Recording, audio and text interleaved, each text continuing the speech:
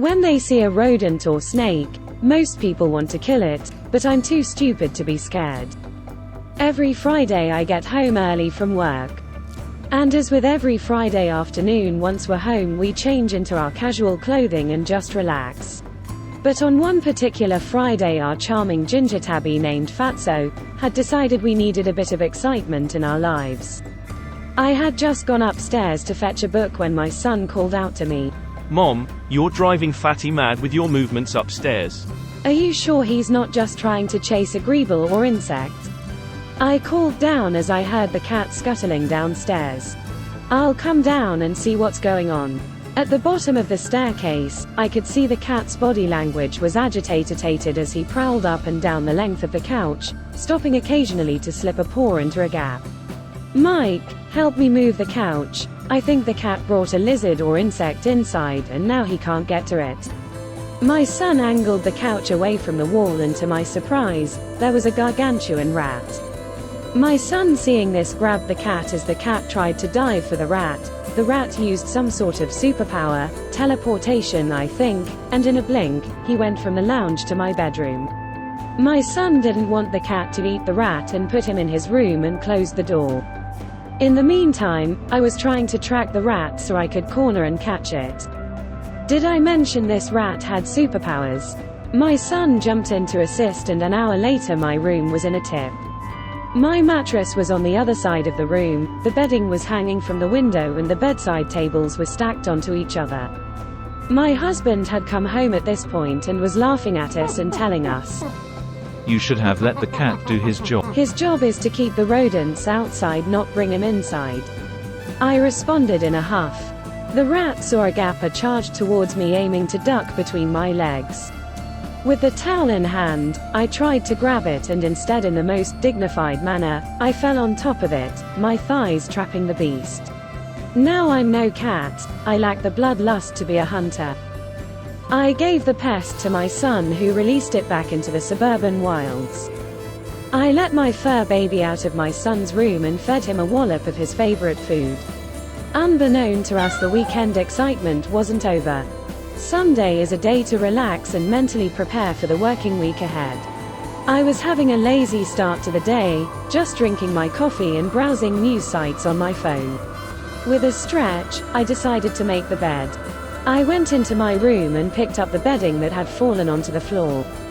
With a cuss, I flew out of my room and into the lounge, for what I had seen seemed unreal. A black snake about a meter long had slithered away from under the bedding towards the cupboard.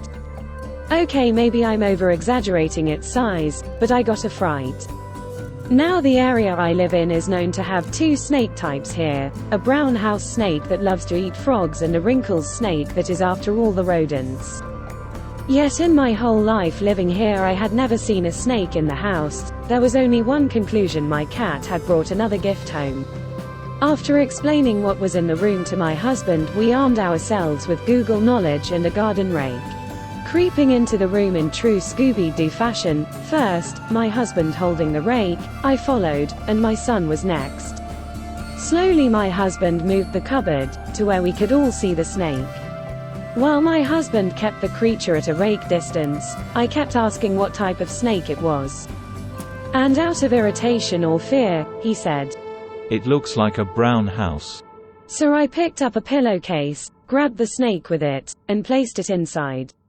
Crisis averted. I put the poor thing in the furthest corner of our garden, relieved it wasn't a wrinkles, which even the babies are very toxic. It was only later that I learned my husband had only guessed what kind of snake it was and wasn't going to try to catch the snake regardless of type.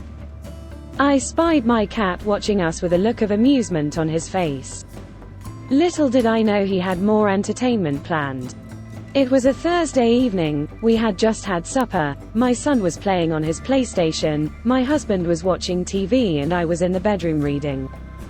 I was just getting into the book when I heard a shriek from the lounge. Rushing to see what was going on, I nearly collided with my son. But when we got there, all we could see was my husband prancing on the couch saying snake.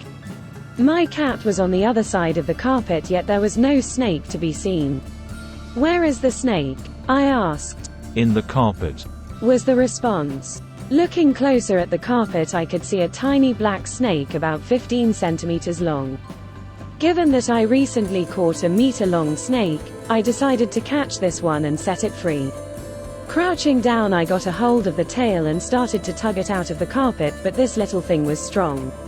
My husband was peeking over my shoulder, and the next moment I felt part of the snake crawl over the back of my hand.